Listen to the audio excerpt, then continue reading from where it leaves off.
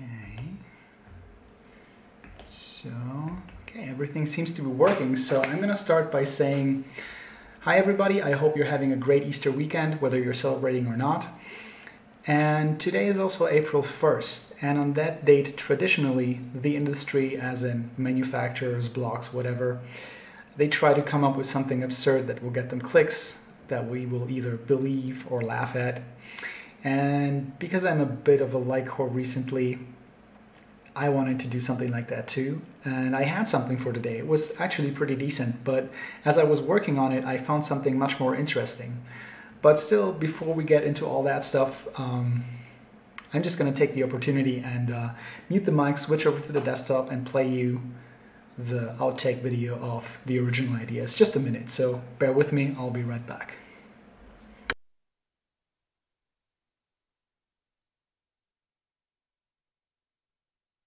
Alright, so originally my April Fool's thing was supposed to go something like this. Imagine you're at a club and you're rocking, and then all of a sudden your needle breaks. You didn't bring a replacement, and you don't happen to have a Rain 12 or a phase lying around because they're not out yet. So basically you're screwed, but what if TRAKTOR could actually calibrate to something else? I'm going to show you this picture in picture style. Okay. Now you should already see it responding to my voice as I talk. But what if I whistled at a frequency that is somewhere in the vicinity of a timecode record? Let's do that and see what happens.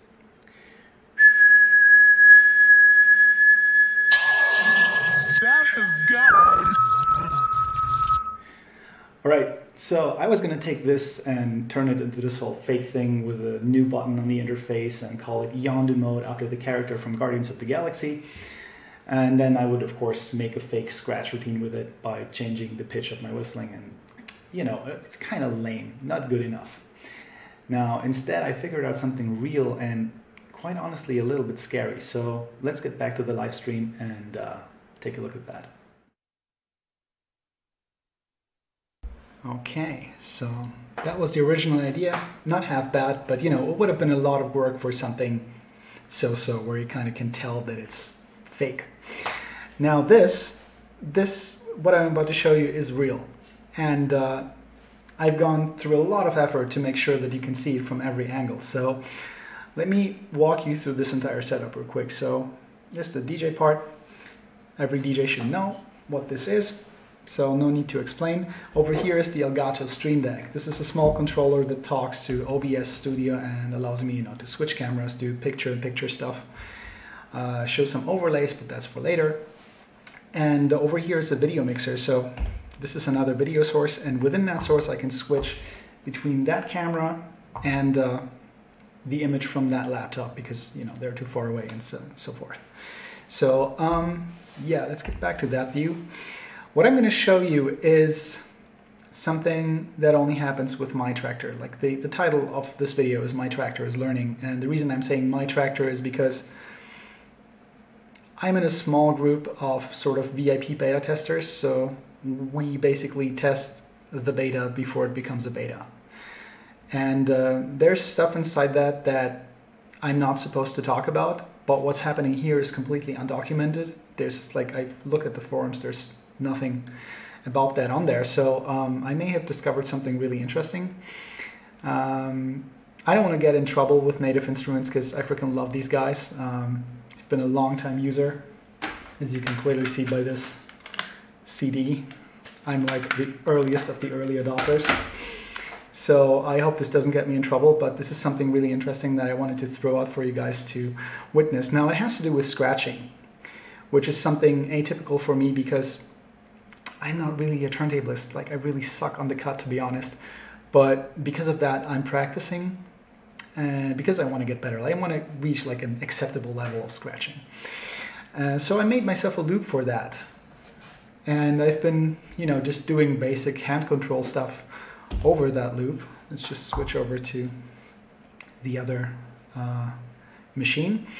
So let's just look at TRAKTOR right now. Okay, there's one deck which is controlled by this record here. The other deck plays internally, and you know, there is no sync, as you can clearly see. There is no sync, nothing, and just two empty decks. So I'm going to start by loading that something step tune, which is basically just like a wop wop dubstep type thing. And just playing that. And while it's playing, I want you guys to look at what's happening with deck A. Now, to make sure that there's no fakery going on, I'm just going to do this. Okay? It's empty anyway, but I just want to make sure that the record is not in some sort of position where you could tell that something is happening, all right? It's completely random, hands-off equipment. Check out what's happening as the drop comes in. You see that? It's kind of spazzing out, but if you look at it more closely, then you will realize that this kind of resembles scratch movements. Now, where is this coming from? Because this is the timecode source, right? Now, I'm going to stop it for a second, and you will see that this stops as well, but I can still control that, okay? If I do it again, okay, so whatever's happening here, we should check out what it sounds like with actual scratch samples. So let me load up this one, just like a classic ah. Now, just to make sure, again, I'm not triggering this with any button or anything, right? So when I push this, nothing happens, and I'm just gonna let it roll in from a random position, and you just observe what happens on deck A.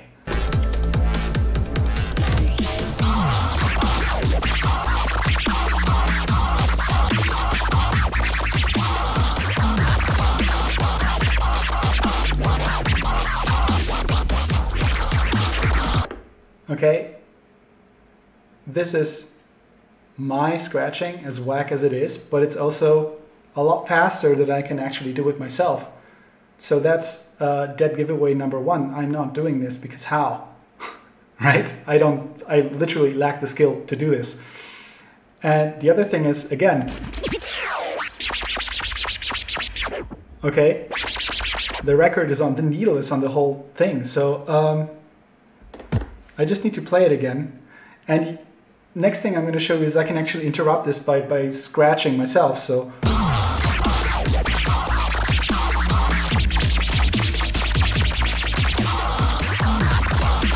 and it gets right back into it. No?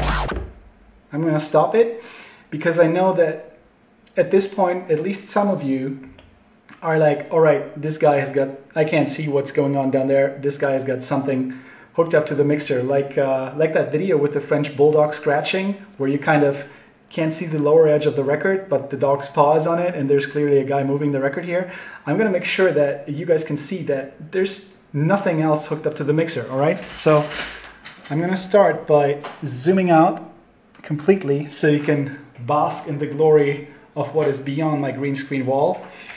And yeah, look at the back of the mixer right here, all right? You can clearly see that this is the only thing, the only input going into the mixer, okay? It's like the turntable and it's ground wire. Okay, I'm not gonna detach that because obviously nothing goes through that. So, okay, it's also one cable, there's nothing, no box in between. Okay, I'm also gonna lift the turntable a bit, so there's nothing hidden under here, or you know, the other D2, there's like nothing here, okay? It's literally just this one cable going into the mixer. As soon as I hook it back up. Oh yeah, maybe also put the needle on the record. So it's back, all right? And again,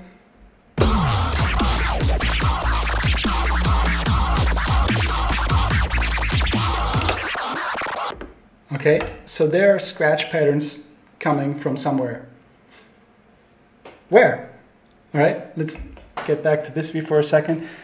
And just zoom back in because you've seen it. You've also seen that there's like one USB cable that's attached to this laptop. And when I switch over to this view, I'm just gonna Alt-Tab over here. So you can also see that there's only one piece of software running, and that's TRAKTOR. Okay, so there's nothing with Ableton Live or anything. There's nothing else running on it. It's just literally just TRAKTOR. So Yeah, now I can actually zoom back in. Okay, and this cable goes into the RME Fireface for recording.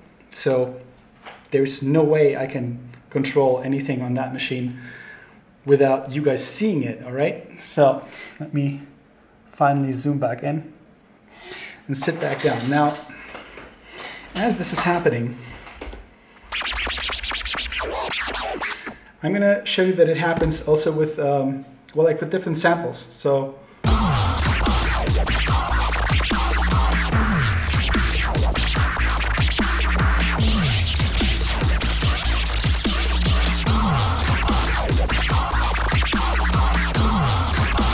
and it also follows the tempo changes.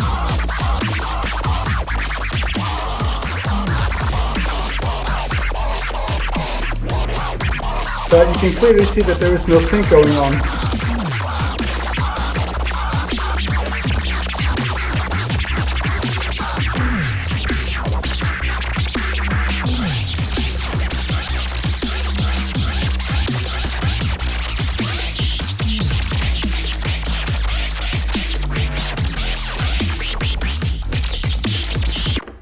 Okay, so this is some form of automated scratching, which is tempo sync despite sync being turned off. No MIDI clock going in or out, no other input.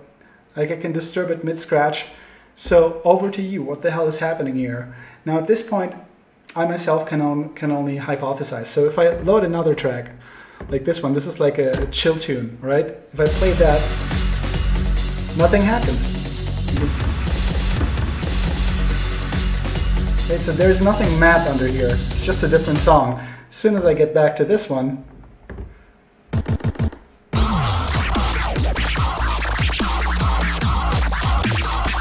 okay, where's this coming from?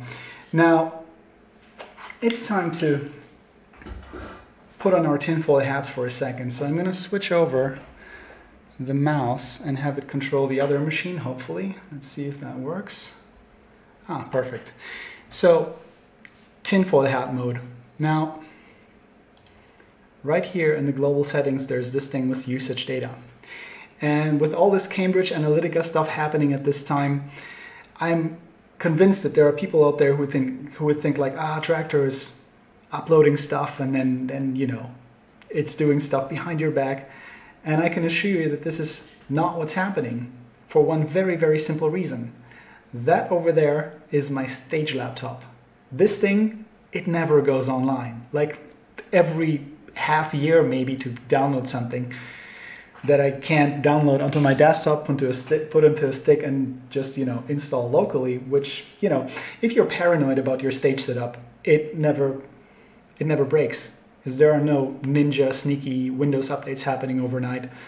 Nothing else. Because I keep this computer in flight mode and largely off any network. So I've only been on that VIP beta for, what, 2 weeks, and this computer hasn't been online in like half a year. So there is no data going to native instruments, I can guarantee that. So still something is happening, and I need to figure out where it's coming from. So, oh, and another thing, if you look at the menu, there is a point here that says experimental. Now I can't click on that, but this is like just to prove to you that this is a version that you don't have at home. So this is some beta thing that you'll hopefully get to see in the future.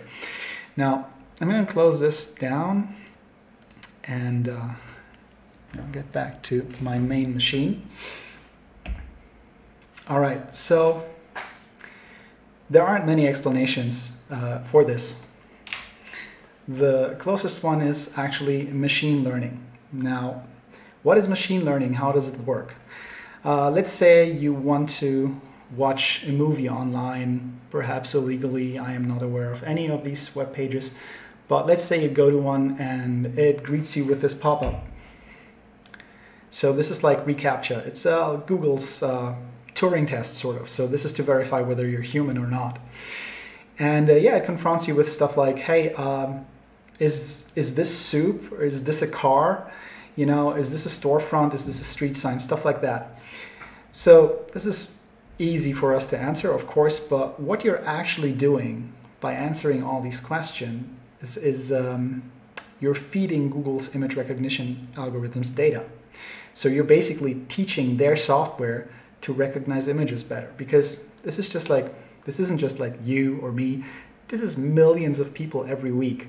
So you're basically teaching self-driving cars to drive better and, not run into children. Now, this is of course on a global scale, and Native Instruments isn't Facebook or Google. They don't have like a huge underground data center with exabytes of user data. They don't have the capacities to do that, and it's also not necessary because it can be done locally on your machine. How much data are you really generating by moving a record? Okay, this is like basically just a curve synchronized to a tempo. And your hotkeys and stuff, that's not a whole lot of data to store. So I imagine that there's something happening locally, and it's learning. And it's quite insane that it's happening with a song, with a loop that I made, but you clearly saw that this is what's going on. So yeah. Further hypothesis, I've been a Traktor user since the very, very early days, all right? So this was what? 2001, all right? So this is like way back, way before Final Scratch and stuff. And one of those early versions, I think it wasn't the first one, but maybe, honestly, I can't even install it to test it because I lost the serial for it, but I hope I can test that later, at some later point. But one of these versions had these buttons. If you look at the mixer section under there, there is like what, 1, 2, 3, 4, 5 scratch patterns. I think underneath the patterns you select like the length of the pattern, and then you have scratch buttons. So this is the stuff that Pioneer just now put on their controllers, and I was doing that over 15 years ago in their software. So this is ridiculous, and I'm hypothesizing that this is sort of like the precursor to that. And maybe in this beta build, somebody just forgot to comment out something, and it's happening. I haven't heard from anyone else yet, but yeah, this is pretty telling. So over to you, and especially the turntablists. Like, if you see something like that, do you get scared? Is this like the next sync button? Does it scare you at all? Or do you maybe find it exciting? Like, how, from my perspective, how cool would it be to like jam with a version of myself, or even a version of a friend? Like, if let's say I jam with a friend and my computer learns his patterns, and all of a sudden at a party I can go like, I could really use like a tight cut over 174 BPM drum and bass, which I can't do. Like, I suck on that. I mean, I'm gonna do a couple of babies, 1 or 2 transforms, and it's gonna be like, yeah, Ray can scratch. Ray can't. So I think this is really exciting, because if this is following the actions of that deck, think of that as a turntablist. Like, you could layer stuff. Like, you could have a scratch pattern in here that controls scratch pattern in here. You could have juggle patterns that like rewind each other. Like, the possibilities of this for a turntablist are freaking endless. So yeah, that was basically the thought of the day. My Traktor is clearly learning, and yeah, maybe yours will too in the future, who knows. But yeah, I'll just leave you with that, and let me know in the comments what you think. Obviously I'm not reading them now because, I'm too busy doing this stuff. I'll come back to every single one of you, and also when this is finished, I'm gonna take an HD version, like full HD, and drop that onto my YouTube channel, because yeah, this is Facebook, so they only allow like 720p, which is a joke. Hey guys, like 2018, come on. Anyway, I'm dropping the full HD version of this video onto my YouTube channel, and then I'm going to update this post with a link to the actual high-res video, so you can double, triple check everything. Come back at me, feed me, tell me what I overlooked. As you've seen, there were no cuts. This is like live, so I can't make it more real than I just did. So yeah, see you next time.